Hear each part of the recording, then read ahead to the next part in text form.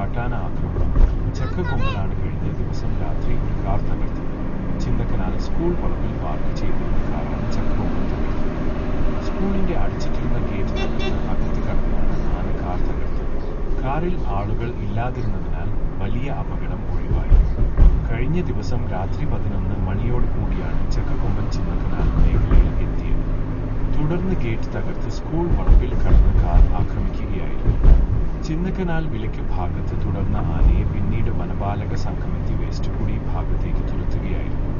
വിനോദസഞ്ചാരികൾക്കു വേണ്ടി സമീപവാസി ഓടിച്ചിരുന്ന ടാക്സി വാഹനമാണ് ആന തകർത്തത്.